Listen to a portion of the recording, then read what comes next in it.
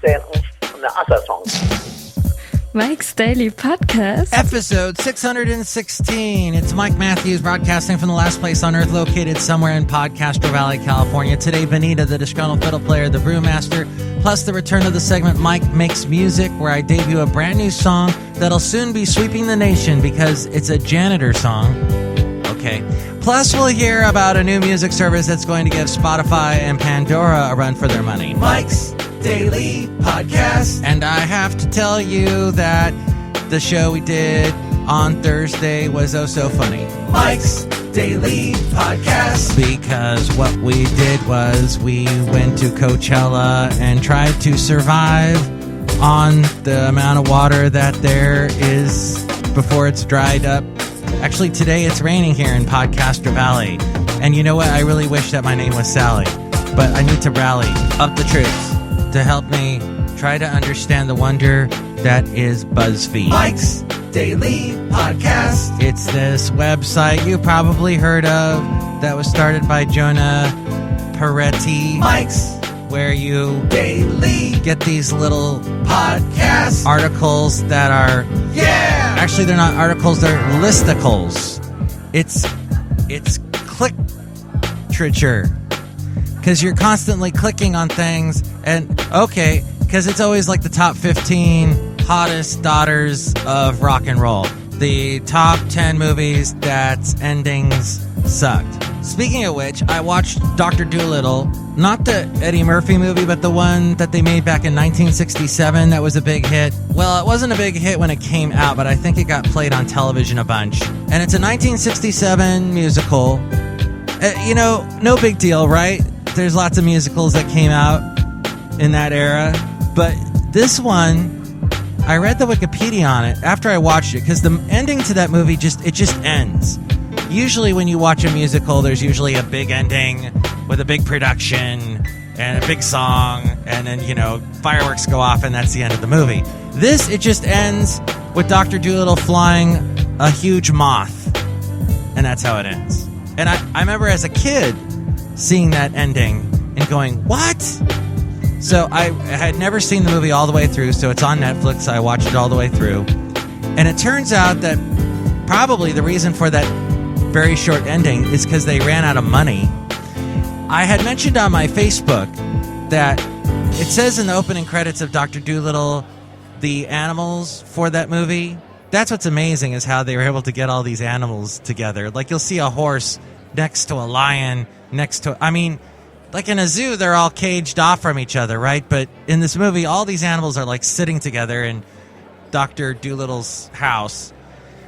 And I thought that was amazing. All those animals came from Thousand Oaks, is what I had thought, or what I had posted on Facebook, because that's what it says at the beginning of the movie. What I read on Wikipedia since then, however, so it's true, is that they did bring animals from Thousand Oaks, California, where I used to live, Ventura County, California. I used to work at a radio station in Thousand Oaks. They did bring the animals from Thousand Oaks all the way to England to film the movie, because they wanted to shoot it in England in this little rustic old European town. And the animals were stopped and quarantined. Before they could enter the country, they had to be quarantined for, I guess, a couple of months, and that meant they couldn't then make the movie, and they had to get the same type of animals in England. So they spent all that money to get the animals from Thousand Oaks, and they ended up using British animals. And those animals have to stop for tea every day at 4 o'clock.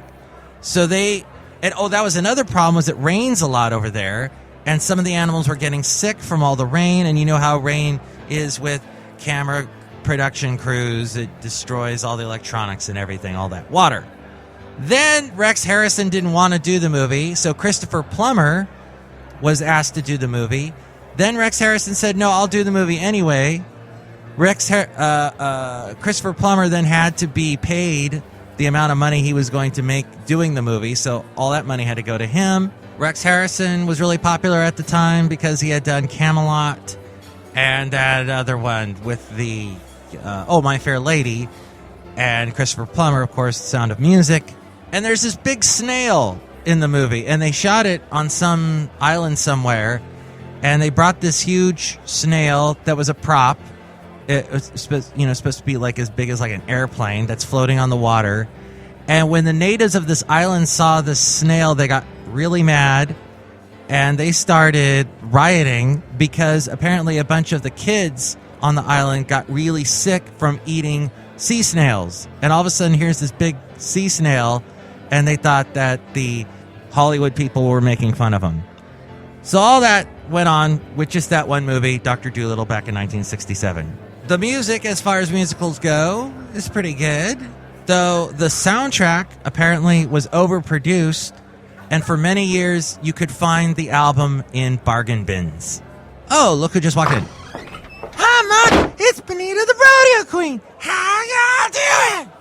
And it's a disgruntled fiddle player, tell you what. What? Yeah, I just want to tell you Doctor Dolittle is a great movie. I wish I could talk to Benita the Rodeo Queen's horse, Dilly. Yeah, why? Because he's always peeing on my car. And that offends you how? Well, my car smells like horse pee. Okay, look who else just walked in. Oh, there, Mike. I make the root beer. I'm the brewmaster. Oh, boy. Brewmaster, what root beer did you make today? I made a special Dr. Dolittle root beer. Oh, boy. Oh, wow, can't wait to try it. So this root beer is Dr. Dolittle root beer because when you sing it, it's magical and it makes you want to sing, if I could talk to the animals, just imagine it, right? No, it's because it smells like horse pee. Oh. I thought I parked my car in here or something. You can't park your car in the last place on earth. Where would you put it? I'll just drive it right through. Here, I'll show you. Okay, he's going outside, he's getting his car, and he's crashing it into the last place on earth. Did I do a lot of damage? You can't do a lot of damage to the last place on earth. It's already the last place on earth, and it's damaged. That's too bad. Mark, some guy walked in through the big hole in the last place on earth just now. Oh, hey, it's Jonah Peretti, the founder and CEO of Buzzfeed. Hello, Jonah. Yeah, this is a great place. I like to count down a lot of things. That's my articles. I do a lot of numbers. Mike, what's he saying? He's saying he's really rich. Yeah, Jonah Peretti with the BuzzFeed thing. You have all these articles for people with short attention spans. People that just want the information and then go on with the rest of their lives. So what about the whole thing that you're nurturing this culture, that you're helping people become less and less attentive in this world and thus not enjoying the real things in life? Well, I really think that you're full of crap. And number one, I'm going to leave.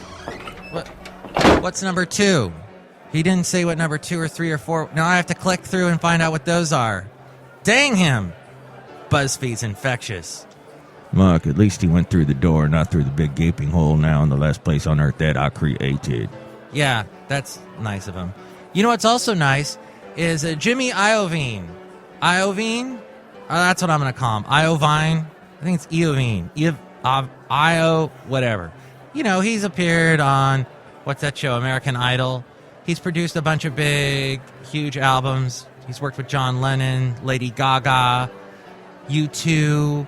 Well, now he is going to compete against Pandora and Spotify. Oh, and the new Apple iTunes radio with this thing called Beats Music. It's a subscription streaming service that he's founded with Dr. Dre. He and Dr. Dre made those headphones that are so popular, the Beats headphones.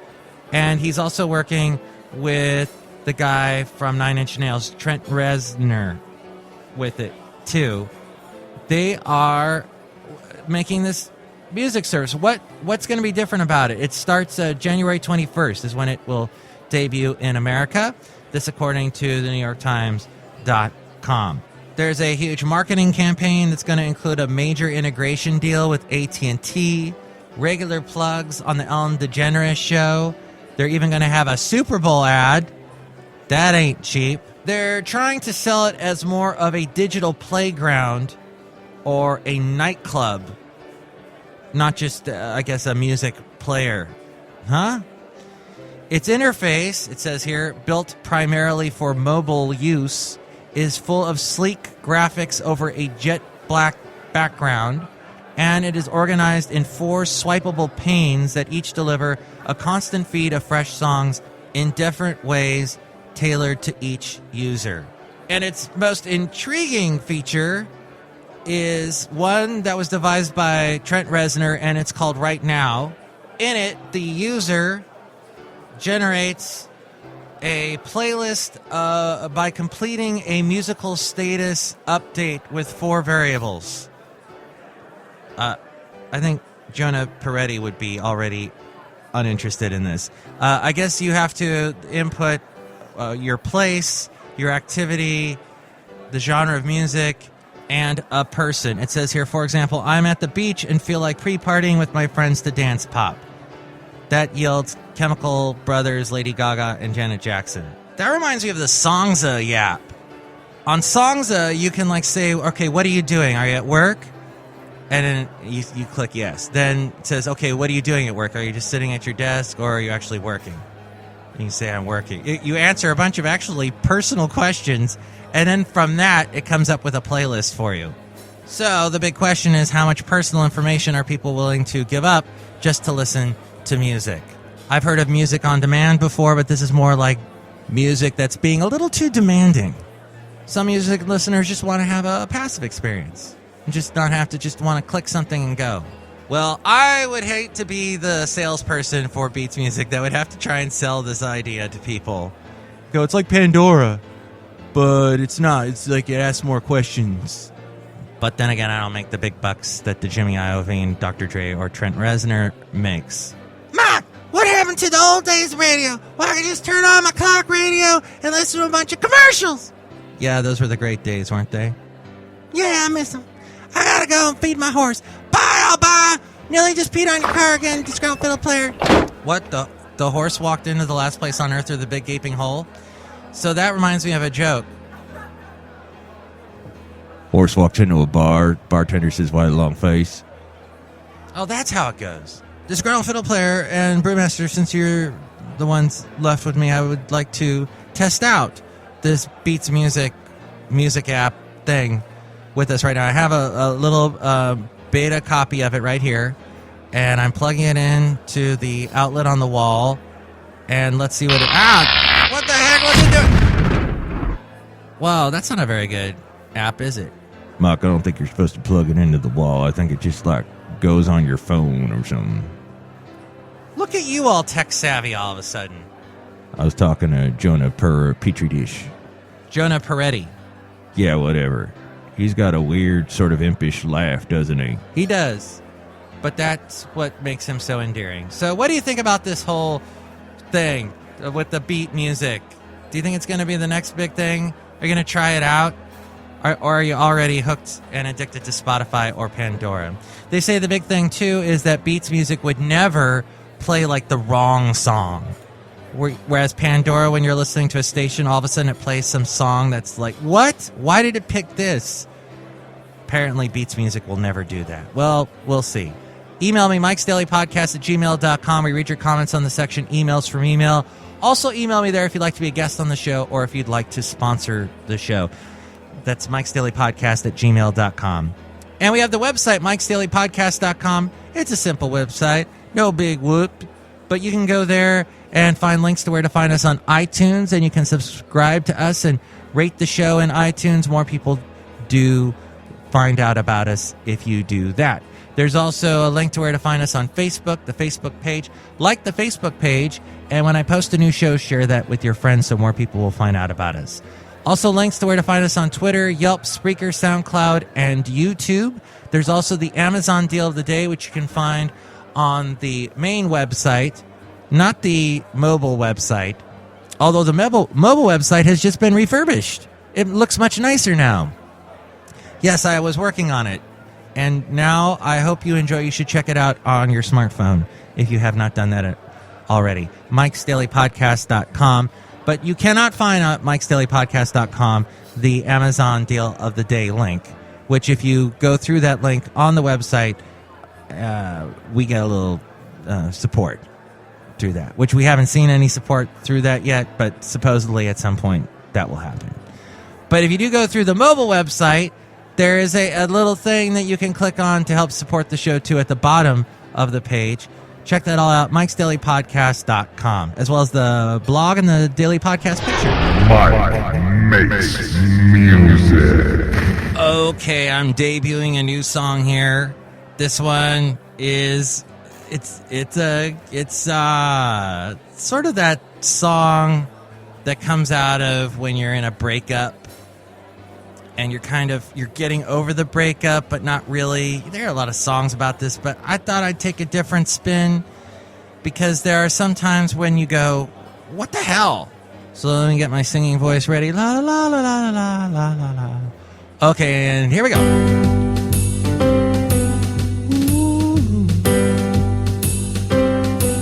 Everybody knows that life is hard, but you made it that way, 'cause you are, and I know that somebody will show me that I can love once again.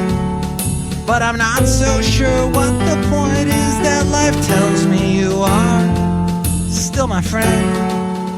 What the hell, babe? What the hell? You said goodbye, babe, and then I fell. Whoa, what the hell, babe? What the hell? You said goodbye, babe, and then I fell. But I don't dwell on things we held, so dear we tell, a lie we sell. Oh, what the hell, babe? What the hell? What the hell, babe? What the hell? I don't care. I've moved on. No, that's a lie. I wrote this song, and it's that part of me telling me maybe we learn from the things that die. And I know that the reasons, I don't know the reasons, but please don't tell me why. Whoa, what the hell, babe? What the hell? You said goodbye, babe, and then I fell. Whoa, what the hell, babe? What the hell? We said goodbye, babe, and then I fell. I hear the bell that says farewell so very well. You broke my shell. Oh, what the hell, babe? What the hell? What the hell, babe? What the hell? Yeah. And there's something somewhere in a book people like that says I should forgive. Everybody must see the good side and bad side of life. It's why we live. Oh, what the hell, babe? What the hell? You said goodbye, babe, and then I fell. Oh, what the hell, babe? What the hell? We said goodbye, babe, and then I fell. I'll call your cell and then dispel that old death knell that says we can't say hello, babe. What the hell, babe? What the hell? Okay. As we go outside the last place on earth where we bring you Mike's Daily Podcast somewhere in Podcastro Valley, California. Can't wait till the day that Justin Bieber records that. I believe that will also be one of the signs of the apocalypse. And here's today's podcast picture. If you ever go to Sausalito, make sure to check out their abundant array of houseboats. Very rich people live right on the water in these houses that look like they should be on land, but no, they're floating on the water. They're right there, just inches away from liquid. And how those houses must have to be repaired often, because that just does not seem the most feasible way to live. But they look really cool. I'm sure it's very nice to be sitting there on the water and listening to the little gentle lapping of the water against your boat. And then there's probably also the cool views that you see at night. But it also probably gets pretty cold, I would imagine. But it's probably awesome during the summer. Whatever. I've never lived on a houseboat, but there you go. Pictures of the array of houseboats they have there at Sausalito in this one area. You should check it out if you ever go to Sausalito. I hear Seattle also has some very elaborate houseboats to see. I have not seen the houseboat area, but these houseboat neighborhoods are intriguing to see. But see the picture there at MIKEs-DAILY-PODCAST.com. Mike, I would prefer when you sing that song again that you say what the heck. Because the HE double hockey sticks offends me. Tell you what. What? I'm easily offended, so don't be offending me. But strangely enough, you are a huge fan of Eminem. Yeah, because he's awesome. Jimmy Iovine would have liked to hear that because, he produced Eminem. Made a bunch of money off of him. Eminem. Did you just say homonym?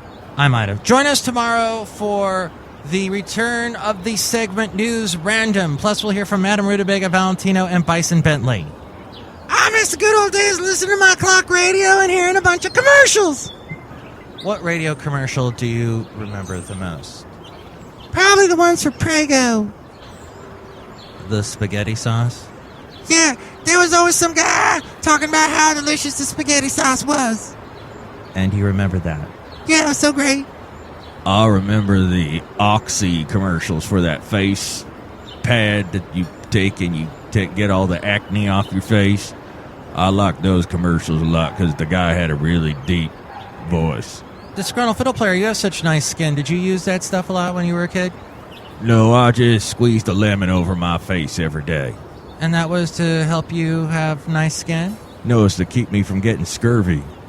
Mac, I made a delicious scurvy earth beer. Hold off on that. Mike's Daily Podcast is written and produced and performed by Mike Matthews. His podcast is super easy to find. Download or listen to his show and read his blog at MIKEs-DAILY-PODCAST.com. Email Mike now at MIKEs-DAILY-PODCAST@gmail.com. See you tomorrow. Bye. What the heck?